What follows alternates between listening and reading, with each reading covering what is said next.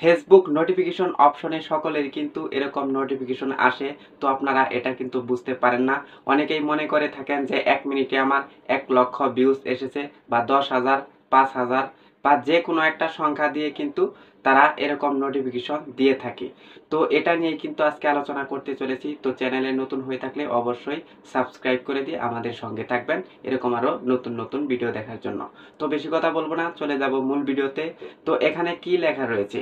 এখানে লেখা রয়েছে নাইস জব, দারুণ, খুবই চমৎকার হয়েছে বা আপনার রিলটি এটাই কিন্তু বলা হচ্ছে। Nice job, your reels reach 50K plays, মানে আপনার এখানে দারুণ হয়েছে রিলসটি বা আপনার রিল 50,000 বার দেখা হয়েছে, এটাই কিন্তু এখানে বলতেছে। এখন এখানে আরো বলা হচ্ছে you can watch it again or make a new reel.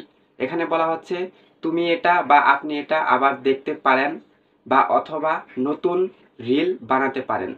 তো এই ভিডিওটা ভালো পারফরমেন্স করেছে, এই রিলসটা দেখে আপনি নতুন করে এখান থেকে ধারণা নিয়ে আপনি আবার এরকম একটি রিলস ভিডিও তৈরি করতে পারেন বা এই ক্যাটাগরির আরও রিলস ভিডিও আপনারা তৈরি করতে পারেন। এটাই কিন্তু এখানে বলা হচ্ছে।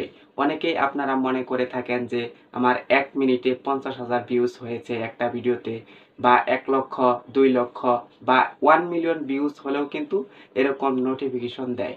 যে কোনো সংখ্যার হতে পারে, ১ মিলিয়ন, ২ মিলিয়ন, ৫ মিলিয়ন বা ১০,০০০, ৫,০০০, ১,০০০।